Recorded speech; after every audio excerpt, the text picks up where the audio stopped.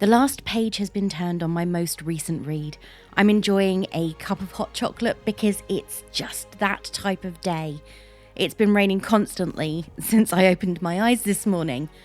And this week is special. So instead of talking about a book I've just finished, I'm going to be talking with an author about his upcoming book, Death on the Pier.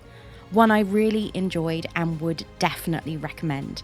So here I am, no spoilers, opinion filled, and ready to roll. All of which means it's time for the latest episode of Being Bookish. I'm your host, Ray, self-confessed bookworm, introvert, hermit, long-term depression sufferer, and ex-coffee addict. Join me on my journey through my ever-growing to-be-read pile and enjoy the latest of my 100% spoiler-free book reviews.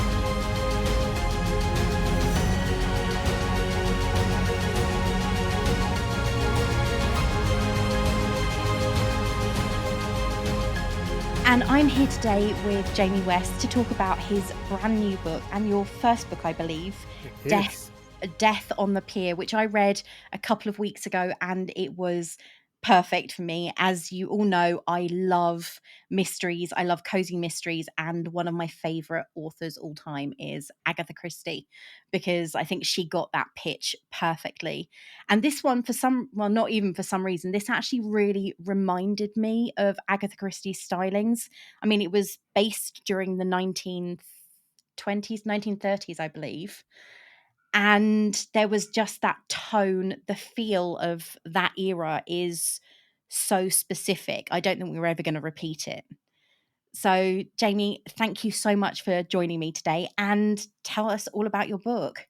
Well, thanks for having me on. It's always flattering when people compare me to Agatha Christie because I'm just like, oh, I don't know if I'm at all on that level, but it is so flat. It's so nice to hear because that is, that's certainly the pitch I'm trying to go for. That's where it sits. It's cozy, but not quite cozy. I always No. think when people describe Agatha Christie as cozy, she wasn't quite. She was a little bit. Some of them aren't cozy at all. Oh, no. I've just finished reading Hickory Dickory Dock, which was, hello, that was not a cozy, nice anything. It started off that way, but it didn't finish that way by any stretch of the imagination.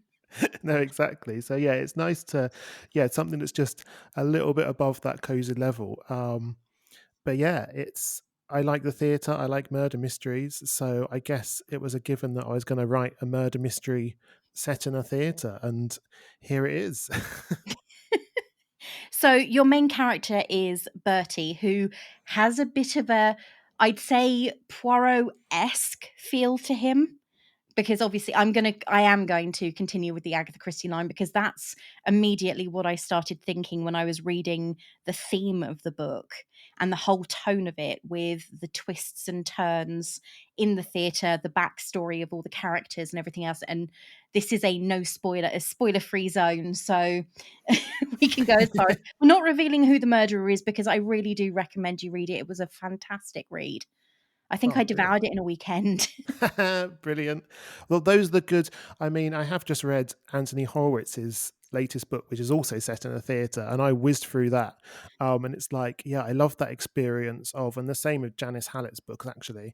I've just got to get through them. They Yeah. really, like, they're page turners, not in a kind of thriller gripping way, but you've got no choice but to get through them. Yeah, this was very character driven, I have to say. And you said Anthony Horowitz. I'm actually reading Magpie Murders at the moment. I love his books. I started off with his Alex Rider series. I was reading them with my nephew. So I started on his Alex Rider. I have all of them. And then I moved on to a few others, and I've even encouraged other friends to read them. So I tend to, if I love a book, it's pass it on to the next person, or this is a really good book, you need to read it. But I love the fact that your story was so character driven, because you've got the unfortunate victim Celia, who seems very, very nice, or has the veneer of nice about her. And then you learn all of her backstory and how she relates to every other character. And I did enjoy the fact, I've read a few mysteries where the main character is the victim is murdered very early on in the book, and you don't learn any of the reasons why it's initially a surprise that this character has been killed off, or oh yeah, that definitely is the person that needed to die. I've read a few like that as well. Well, it's hard because obviously in a murder mystery, there are lots of kind of stock characters you go for, and even in the theatre, really, this book includes quite a few of them. You know, the old hand that's been at it for a while. Yeah. Is kind of the overbearing lead actress. There's the young upstarts. All those things. They are kind of tropes in that world, but I've tried to make sure they aren't cardboard cutouts. They are real people because it makes it so much more interesting. Um, because you want to know, I just like there to be a sense of inevitability almost when you get to the solution. You want to know that everything was pointing in that direction rather than the characters just being puzzle pieces that are going to fit in Yeah. and make that puzzle complete. It's all the whys are really important to me, and if they all line up, that gives you a really satisfying conclusion. I think you're like, oh, I see why they've done it and why they've been pushed to murder, because murders are pretty, we don't just do it just because we can. Like, you've really got to be pushed to murder. So why has this person um, gone down that route? And that all has to be character driven. And of course, the best Agatha Christie books, it's really the characters that carry those books all the way through. The very best ones, anyway, I think. I agree with you completely. There was a lot of foreshadowing in this, but until the end of it, and you start to, as you said, I mean, they aren't just puzzle pieces that get slotted in willy nilly. You can actually see them clicking into place one by one. And then when the revelation at the end as to who the murderer is and their motive, I can honestly say when I finished this, I went, wow, now it makes sense because could see certain things clicking into place all the way through the story. And you could see the actions of certain characters and how they interacted, and then how certain other plot elements developed. And then you get the end, and it's like, wow, now I understand it. And I think that makes a good mystery, because if it's really obvious from the word go, or it's a surprise at the end and it doesn't make any sense, they're the ones that you question why you bothered reading them in the first place. Yeah, Whereas if that's you've fun. got one, the foreshadowing makes sense. Yeah, that's fantastic to hear because again, I personally don't dislike murder mysteries where it's all set up when you get to the end and you could pick any of the eight characters and it would work, it would fit. Yeah. I really like it, yeah, to really come together like that. And I don't like it when too much is. It's like, oh, there's things going. I like. Hopefully, there's lots of little things that get solved all the way through. I don't like it when it's all held off completely um, to the end. But hopefully, I mean, I'm not going out to trick my reader. That's not my aim. I don't want to get to the end and be like, ah, you would have never got this. I'm hoping that they might get some of it, but not all of it. That's really where I'm trying to pitch it anyway. That's really what I want the experience to be. Because yeah, I don't want to be tricked as a reader. I don't want to get to the end of a book and go, oh well, I never would have guessed that. So what was the point in reading it in the first place? It's like you just want that last little piece to click into place, and you're like, oh, of course, yeah, that's the reading experience I like from my books anyway, Yeah, and like on my that's it. TV shows. You were building the motive all the way through, sort of like, as I mean, we've said Agatha Christie, but there was also elements of Murder, She Wrote, which still, even though it was 1980s and 1990s, that still has a very 20s, 30s feel to it. I think partially because of Angela Lansbury. But there were elements in there. There was one thing that I guessed, not early on, but probably around halfway through. I went, oh, what if that happened? I'm not going to reveal what it was. But when it was revealed at the end, and I thought, I knew that, but how was it that? Oh, now it makes sense. And I really like that way of putting things together. I don't like it when a book is obvious from the word go, because then you question why you've read 300 pages. And I don't like it when, as you said, the author thinks they're being incredibly clever and they've put so many red herrings in place that you're never going to guess who did it. Because I think one of the fun things about murder mysteries in general is they take you along for the ride and you think you're an extra character in the story. I love Yes, that absolutely. aspect of Yeah, it. yeah, definitely, definitely. It's funny. I mean, it's probably quite sacrilegious to say on a murder mystery podcast about books, um, but I've very much. I mean, I don't know how widely read I am with murder mystery books. I know I have read a lot of Agatha Christie's, but it's hard to tell which ones I've read and which ones were on the Poirot on the Yeah. TV. Um, but I mean, it's hard to turn the TV on in the UK and not see, a British TV murder mystery program. There's loads of them, and I think as I was growing up, it was Poirot, it was Jonathan Creek, more recently, Death in Paradise or something. I It's love Death like in Paradise. all of those things I think have influenced, my writing and my ideas just as much as reading all those Agatha Christie books. I think it's all, those are all murder mystery things that all kind of, yeah, that really work together. But I think they are also influenced greatly by Agatha Christie. I'm actually just last night, I was watching a couple of episodes of the new Ben Miller, Professor T, because I Ooh, like fantastic. the procedurals. I do enjoy them. I like murder mysteries. I'm not a massive fan of the dark thriller because they open your mind up to way too many nightmares when you live alone. Um, but I Yes, do no, definitely. yeah, but I do enjoy I do enjoy the procedural that is quite gentle, and I would say that though there are some very I wouldn't say dark, but there are some very nasty characters in this, it's not so dark that you wouldn't want to read it late at night. It's an entertaining and I think that is partially because of the setting, and also because the setting was incredibly familiar to me. Yes. Yeah, yeah. I mean, I guess I'm no expert on, forensics and all those things, which is probably why there is not too much talk about, blood and gore and all that kind of stuff in this thing, because I'm not an expert on that.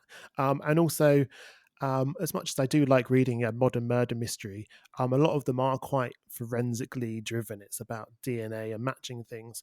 And as we talked about earlier, about it being a character driven plot, a character driven book, those things are more interesting to me. So, kind of setting it all back in the 1930s, we don't have to worry about all that forensic detail that I'm not personally expert on or particularly interested in. No offense to people that are. I know there are a lot of people out there that There love are those indeed. things. True Uh, crime is one of my friends is absolutely obsessed, and I think it's probably one of the most popular podcast genres out there, and that is true crime, but it's not my thing either. I'd never claim to be an expert in it because I'm not interested enough in it to research much.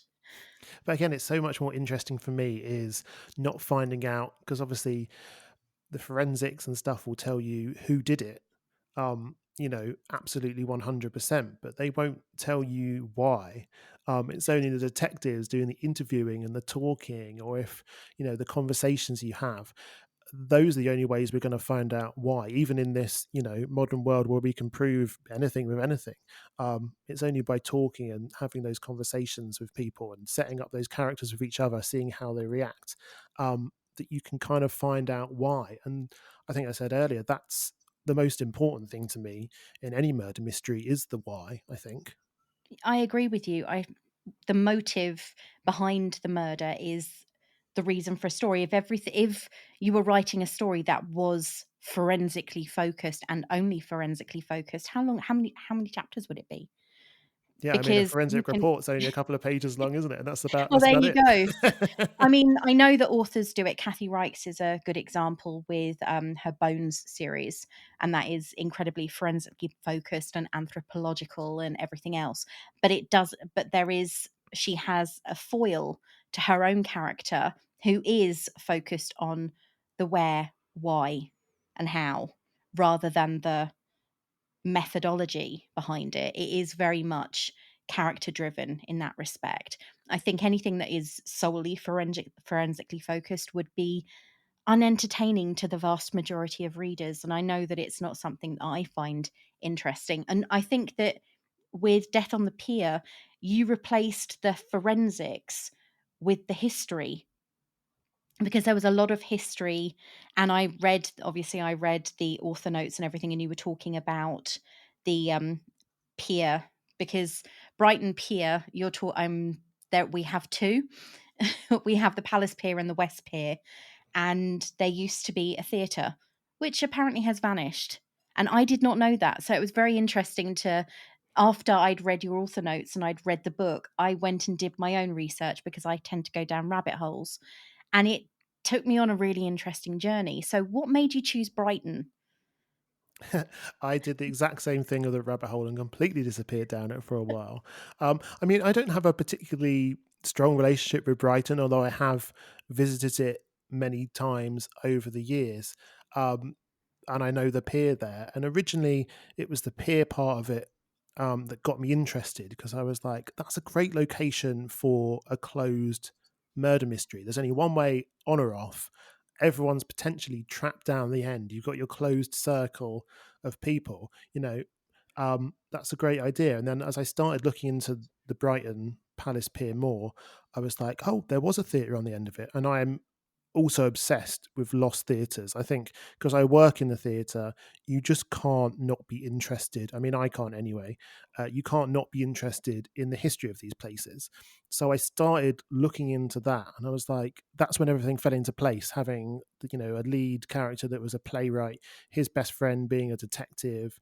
From that point onwards, everything then fell into place. And it was great looking into that theatre because it is a lost theatre, and the idea of this book and hopefully the future books in the series is recreating some of these venues that we've lost around the UK in a book. Now, they might not be so completely focused in the theatre as this one. I can't, everyone would stop going to the theatre if there were murders in them all the time. So I But you think I've say got to find a that, balance. you say that, wouldn't if that's the case, wouldn't people stop going to Cabot Cove, St Mary Mead, anywhere where Jessica Fletcher or Jane Marple or Hercule Poirot visit? That Wouldn't is they have all true. stopped going to those places? Because that you can guarantee if you're anywhere near them that you're going to get somebody or you are going to get killed. Yes, no, exactly. But it was important for me to get the details of that the theatre right. So I did go and do a lot of research. I got to visit the Keep in Brighton, where they've got loads of architectural plans and pictures. And there was an eyewitness account that someone had kind of written down about the theatre when they visited it. Although the handwriting was atrocious and I could only interpret about 5 sentences in the whole thing, but it was still useful. Um, so that was how I researched on the 1930s part of it anyway. And also the Theatres Trust was really helpful as well. They campaign to try and save theatres at risk. They've got an archive of themselves, and they sent me a load of stuff about the pier, which ended up being a lot more recent, which is how I found out about the story of it truly being lost. There's theatres around the UK that are lost because they become unused or the insides get demolished, it gets repurposed for something else. But this one, it appears anyway that as if the owners were almost careless and it just got mislaid and it never got put back again, because that was the idea when they demolished it, or they disassembled it, I should say, because they needed to repair the pier. And the idea was that they were going to rebuild this theatre and we would have a theatre on the pier today. It was grade 2 listed. It should have been safe. Yeah, I'm trying Um, to think what's actually on the end of the pier now. yeah, I did go there and I was like, there must be some trace. I was like a wobbly floorboard, anything, some trace. But I did go and have a good traipse around there. And there's just some dodgems down there now. So Yeah, I was yeah, gonna there's say, not a I lot think there's there. dodgems and I think there's a Ferris wheel and a few other things at the end of the and a ghost train. There's a ghost Fantastic. train at the Of end of the course pier. there is. It's a Yeah, that's the theatre. thing, I I mean, mean, it's yeah, the it's seaside. Of relatively course there is. exactly, it's relatively local to me. I mean, Worthing has a theatre, but it's not on the end of the pier, it's at the base of the pier. And I Yes. think and we do and there is an event location at the end of the pier that has actually recently been remodeled. So it is I mean, obviously I live right by the sea and not even 20 miles away from Brighton Pier. And I can actually see it on a good day if I go down to the seafront, I can see Brighton Pier. Fantastic. But it's like funny you say you've got a theatre near. The theatres, I think the UK still has nearly 1,000 theatres. We love the theatre in the UK. We And do. actually the murder mystery genre or the thriller genre, there's always plays touring around that because we love it. So it's really fun to kind of, I don't know. I mean, there are some, like I said, Anthony Horowitz's book. There are a few books that have things set in the theatre. But I was like, having the theatre as a really key central part rather than just a location, which it is in this one. Hopefully, it feels like it's a little bit more than that. Having this theatre there, it feels like a real presence rather than just a place where a murder happens, perhaps. It's not only the theatre that plays a role, though, it's all the characters on the stage, because almost every single person involved with this investigation is an actor or someone connected to the theatre, as in, obviously, our playwright Bertie. They are all connected to the theatre incredibly closely, rather than people that visited the theatre for a day trip or something, and all of a sudden someone gets murdered in the audience. Someone's killed on stage, And I which suppose really does define it as a murder mystery in the theatre. I mean, I suppose it does help that, even now as well as even then, it's like that theatre community is such a very tight knit community. Gossip's rife. Everyone sort of knows everything about everyone else in a way. So it's almost like, it'd be like having the internet back then. It's like everyone can find out everything about everyone else, for a few contacts perhaps.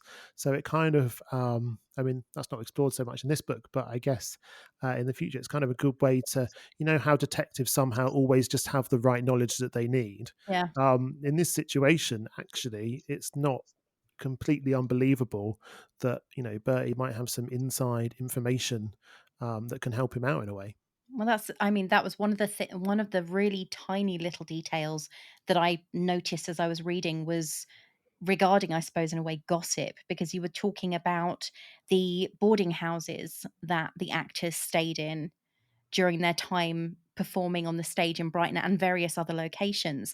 And that was something that I suppose you don't think about these days, because when actors come down from wherever, they may well probably do an Airbnb, and the bigger names will have hotel rooms for them rather than rooms in boarding houses, which don't to the same extent exist anymore. And Yeah, there there would be was a that. whole network of kind of a digs network around the UK, and only recently actually, where people have started getting into Airbnbs. But it was like in the olden days. I mean, I say the olden days when I started.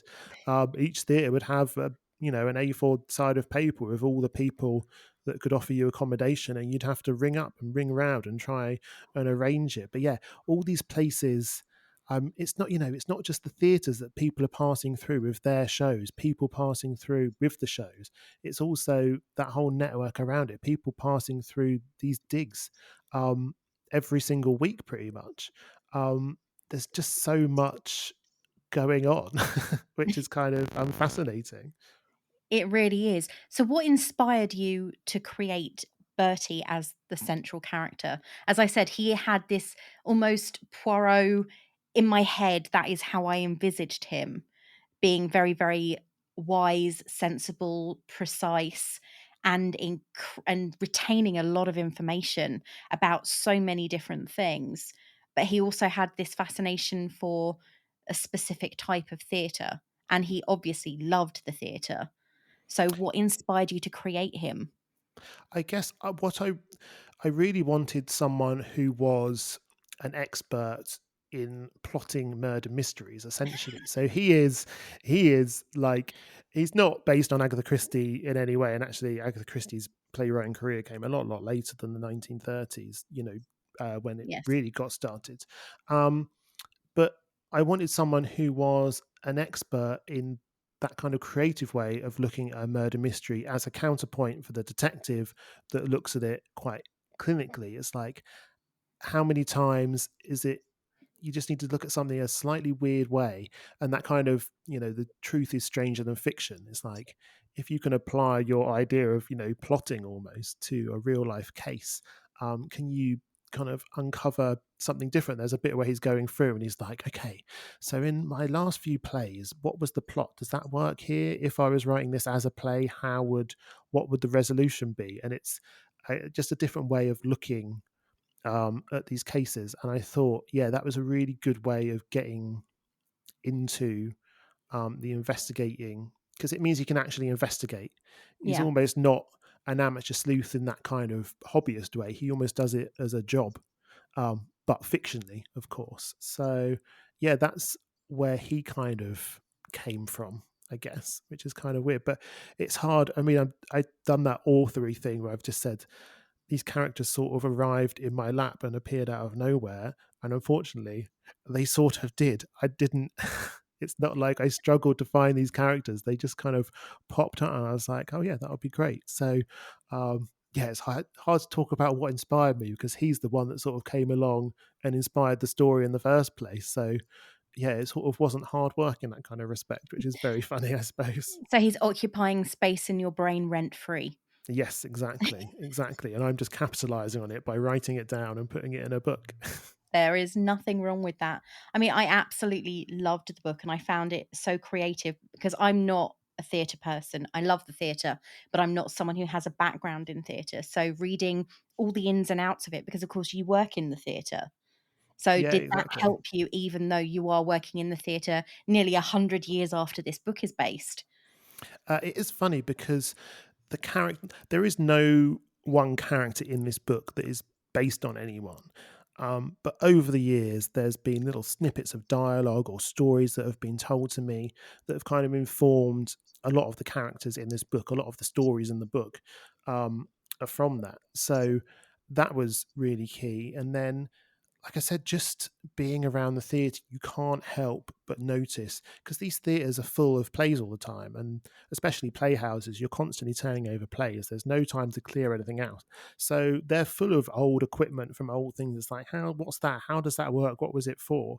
It becomes a bit of a fascination. So lots of those things that I've learned over time have sort of snuck in there. And inspirations come from everywhere. I had no idea until I sort of looked back at it. But the fact there's a wind machine in this and there's all these Yeah. physical sound effects, it turns out I've lifted that completely from the Mousetrap because they've got a wind machine.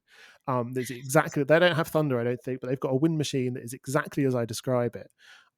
Because pretty much all the sound effects on the Mousetrap are live effects because it predated any kind of recorded sound effects. So, and little things like that, and things like my favorite Agatha Christie play is The Spider's Web.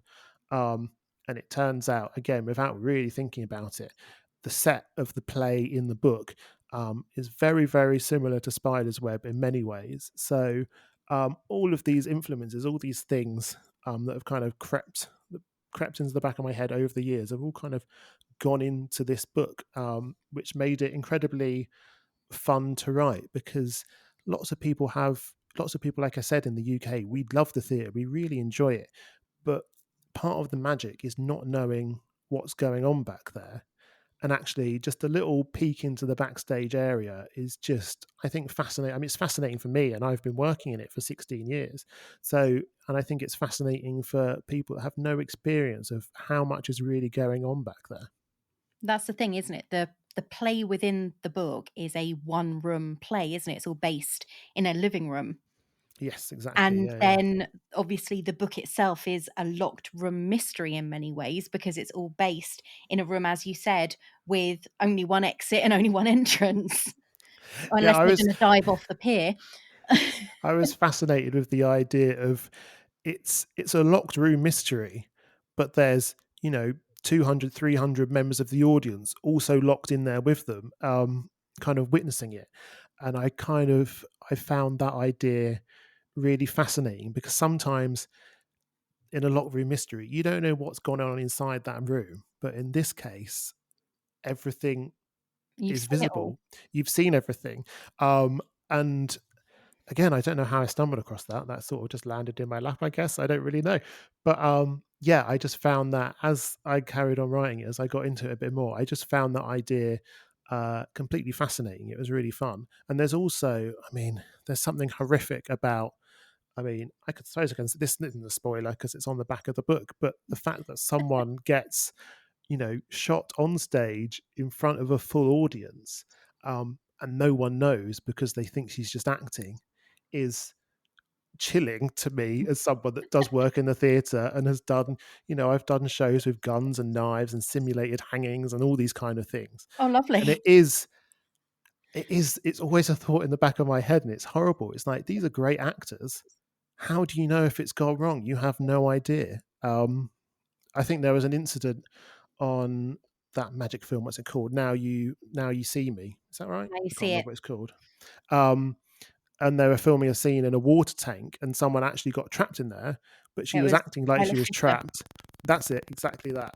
And it's just like, how do you know that it's gone wrong? So That's the yeah. thing, you don't, because that was the one thing. I mean, Celia was, or as the more you unravel her story, the nastier she comes across. But she had that facade of, I'm lovely and everybody really likes me. And she was very good at it, but she was an old Hollywood darling, and that was the era of Hollywood where everyone had to pretend to be something they weren't, even when they were off screen, because it was in their contracts.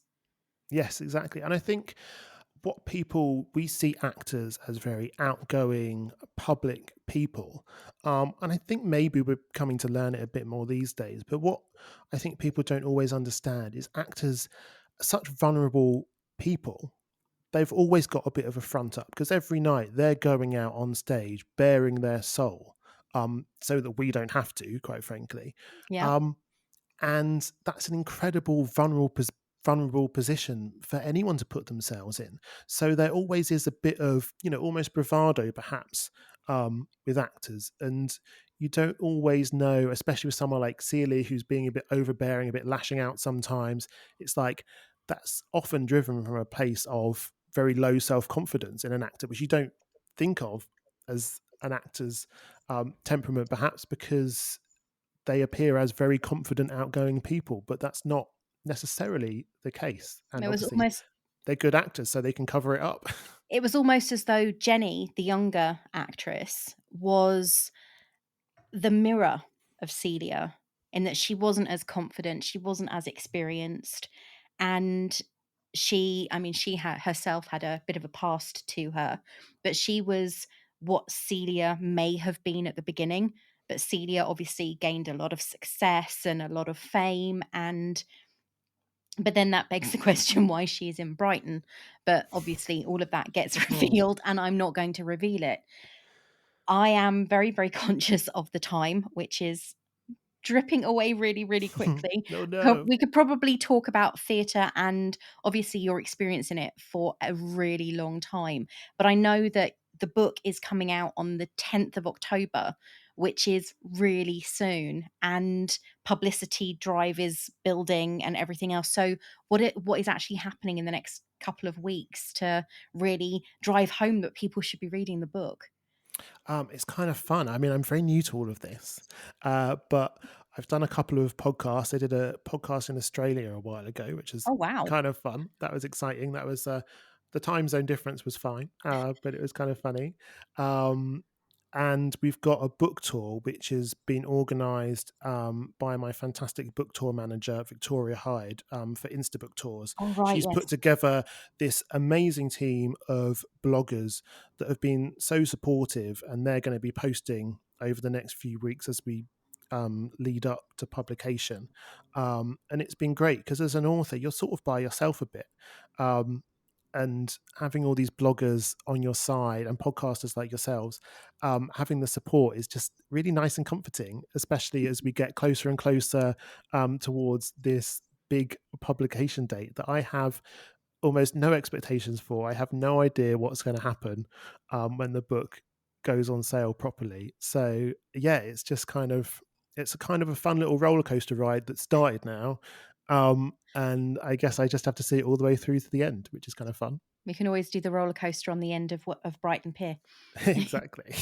Hopefully, it will be a little less terrifying, but yeah, Yeah, just a gentle slope downhill. Hopefully, I've that's always me. thought that, looking at the roller coaster and the Ferris wheel, thinking, "If that went wrong," because that's how my brain works, I'd drown because it's on the end of the pier. But that's it though, isn't it? It's all about the run up to all of this, and obviously being on podcasts and an Insta book tour is fantastic. I know that blog tours and everything are speaking with other authors, they've been really helpful because they're exposing an audience that may not necessarily have seen it. I mean, I was very, very lucky in that I got a preview copy through NetGalley, and I, as I've said already, I devoured it in a couple of days because it was, I desperately needed to know what happened at the end. Fantastic. And I There is someone did leave a NetGalley review saying she's like, when she was like, I read it in 2 days. I had no idea what happened in my family's life during this day because these 2 days, because I was just reading this book. Anything could have happened. And I was like, that was such a great bit of feedback. 'Cause it's just like, yeah, not so it's great so for her fun. It's all family though. consuming. No, exactly. Yeah, they were a bit neglected during that time, I suppose. But yeah. Are you gonna do an actual tour? So signing books or anything, or go to any festivals or anything? I don't know if any festivals are coming up. I know that Hay on Wye was a few months ago now. I would love to. I'd love to, because it's such a tiny independent title. There's not a lot of bookshops that have picked it up yet. So you can still, if you go to your local bookshop, you can still order it through them. But I don't think a lot of bookshops are kind of stocking it yet, which is a shame. But yeah, I'd love to go round and do. I'm a very very shy person, so part of that feels lovely, but also feels absolutely terrifying as well. Is like popping into a bookshop and going, "Hello." Hi, do you want my It's book? me. Exactly, exactly. Um, but yeah, it's all kind of yeah. I mean, I just love talking about the book and the process and how it came about. Um, so yeah, you can't stop me. If anyone wants to have me on their podcast or talk at their festival, absolutely happy to do it. Definitely. So yeah. So where can be in that and that's a perfect tie into where can people find you so they can contact you so you can come on their podcasts and their blogs and everything else? Well, you can contact. I'm on Instagram and Twitter and TikTok as well recently. And my handles, this is Jamie West everywhere. And I'm loving my TikTok because I've started making little videos about theatre history and stuff and things that interest me. So that's kind of good. And in fact, videos I put the least amount of effort into seem to get the most amount of interest, which is very, very annoying for me after doing lots of research on Oh, history. that is Um, always the way, I think. but I love when people get in touch on Instagram because you can just send me a message. It's all open, and they get in touch to say, "Oh, I've just read the book," and it's so nice to hear. Even if it's just they don't even have to give a comment; they just have to say they've read it, and that's so nice. And everyone so far that I've had to interact with has been lovely, and it's just I've had a great. I know social media can be incredibly toxic at times. Luckily, I seem to be avoiding that at the moment. I hope long may that continue. Um, but yeah, I just love it when people get in touch to say that they've enjoyed reading the book because that's who I'm writing the book for. Really, I'm writing it for all of these people. Which is fantastic. I have to say that I found book Twitter is probably the nicest corner, followed closely by podcast Twitter, where people just seem to support each other and go, "Oh, you've just read this book. Oh, fantastic. I'm reading that. What did you think of it?" And it's really nice conversation rather than talking politics and everything else. I stay well away from that. Most of my hashtags are book Twitter or podcast. Well, no, exactly. But that's why murder mysteries are such a fun place to kind of disappear into because, it's a world where you get to the end of the book and everything is, justice is always served in some way. And I think, especially now, it's just nice to get into a book where everything is fair and right and you finish it and go, yes, that's how it should be. No one's got away with anything this time.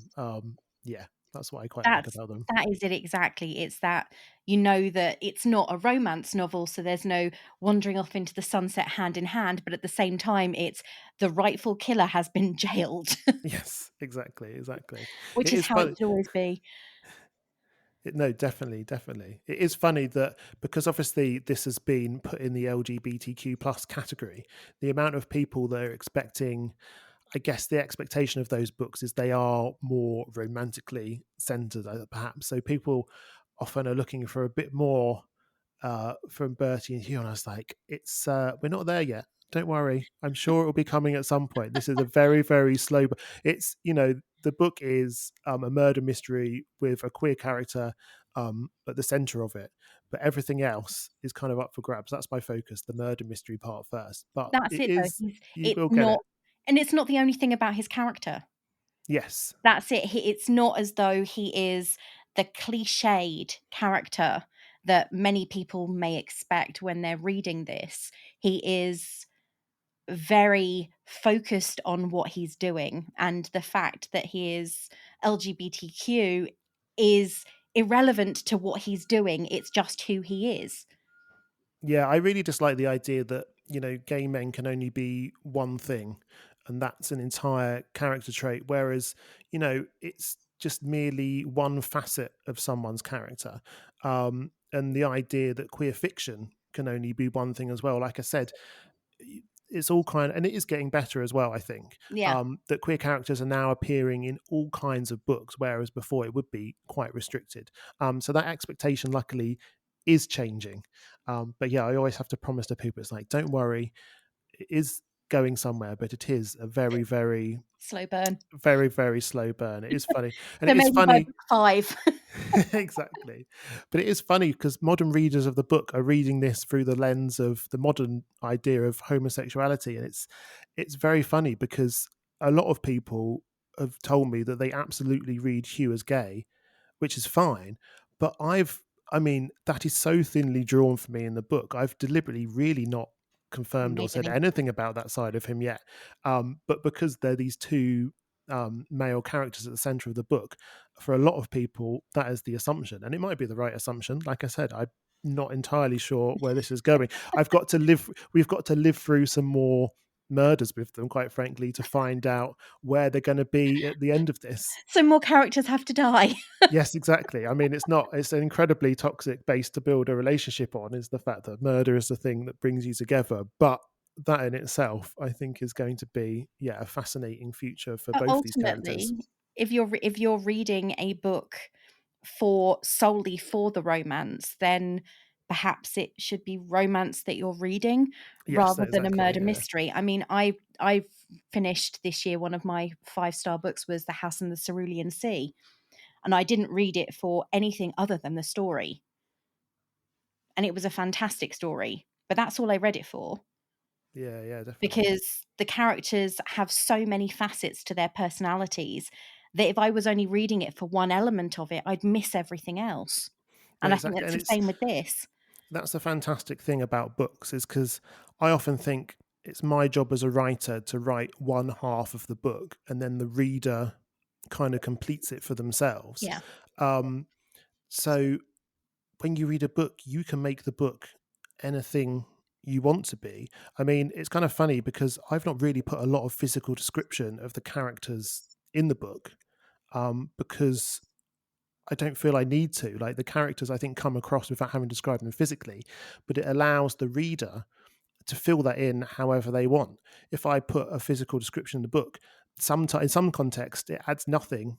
It takes away everything because it stops the reader being able to imagine themselves as the character. If I've Yeah. given them a different physical description, or the other characters in the book, I'm hopefully giving them the license to cast it however they want, and really make it their own personal book. And like you've said earlier, which is really nice for you to say, is like the characters really come across. So obviously it's working, Yeah. which is good. I imagined myself as somebody hovering on the outskirts, listening to everybody talk and occasionally turning to me and going, "You think that's right?" And I'm going, "Okay, not sure yet." Fantastic. Fantastic. And I suppose, when we talk about murder mysteries and cozy mysteries, I think that's the aspect of the coziness. It's like you're just sort of, you're Talking. just peeking into this world and going, oh, that seems nice. Exactly. Despite the murder, Yeah, obviously. that's it though. I mean, ultimately, the question has to be, did the character deserve it? There could have been multiple people on that stage could have deserved the same fate, to be fair. Yes. And I always think that. And I'm always just like, the most important thing to me, we've said before, is like, it's why they've done it, but it's like, what is the inciting incident? What have you found out that means you have to murder them now? And that's the There's only no thing that can be choice, done. because otherwise there's a few things. It's like, oh, why have you set up this incredibly complicated thing when you could have murdered them at any time? But it's like, no, what is the thing that's driving you there? It has to be now. It has to be as soon as possible. And I think that's an important kind of impetus for, a murderer to have, because otherwise they could do it at any point, really. Yeah, I have to admit I have read a few books where you sit there thinking, but they could have murdered them 5 weeks ago if Yeah. that was the reason they were doing it. And I know that revenge is a dish best served cold, but if the person is dead, what kind of they're not actually going to be alive to suffer the consequences of said revenge. So sometimes there are those elements, but this one I loved the the moment where you realize that was the reason why it happened exactly at that moment. Oh, again, that's so fantastic to hear, because that's my aim. It's like you want to do the magic trick of like pulling the rug out underneath someone's feet, but still leave them standing. You don't want to leave them in a discombobulated mess on the floor, which is what sometimes happens when you pull the rug out at the end. You're just like, oh, okay. But it's like, yeah, that's the magic trick. It's like whipping the tablecloth out. It's like you want to pull a big twist at the end, but everything is kind of left standing. And yeah, like I said, that's my aim. And hopefully it's hopefully, even still, if you've solved little bits of it or whatever, it's still a satisfying ending and you still walk away going, yeah, that was a satisfying read. That's my only hope really for this book. Yeah, well, I honestly really enjoyed it. I think that the twist at the end just finalized all the bits that were slotting into place all the way through, because you were revealing little bits of character and purpose, and it was only when everything was revealed at the end, everything slotted into place. But at the same time, you'd made those little reveals all the way through. So you're going, oh, that's their drive. Oh, they could have done it. Oh, they could have done it. And it was the point where anybody could have done it, because the victim had done so many things. It was like, yeah, kind of deserved it, really. And I like books like that, I have to be honest. Fantastic. Oh, that's brilliant. Well, thank you ever so much for speaking to me about this. And I could honestly talk to you forever about the motives, the creation, the inspiration, and everything else behind it, because it's fascinating. So honestly, go and pick up Death on the Pier. It comes out on the 10th of October. I'm trying to remember what month we're going into now. This year is going way too fast. And you can find Jamie on all of his social media channels at This Is Jamie West. And honestly, read the book. It is fantastic, especially if you love murder mysteries with a 1930s twist based in the theatre, and you don't want to solve it all in the first 5 minutes of the book. Fantastic. Again, thank you so much for having me on. Like I said before, book bloggers and podcasters are just so important to getting the word out about, independent titles like mine. So I really appreciate your support. It's fantastic. Thank you very much. My pleasure. And thank you so much for coming on. Not a problem. I have to say another massive thank you to Jamie West. Death on the Pier comes out on the 10th of October, and if you're a massive fan of murder mysteries in the style of Agatha Christie, just like I am, then you really do need to pick up a copy. Well, that's it for this week. Thank you so much for listening. If you like what you hear, why not share it with your friends and family, and please post a star rating on Spotify, Apple Podcasts, Good Pods, or Podchaser. You can follow me on Twitter at being_bookish and on Instagram at beingbookishpod, or you can check out my website for more reviews at beingbookish.co.uk. Well, I've got a lot to get ready for next week. Seriously, my book list is really big. So until next time, this is me saying farewell.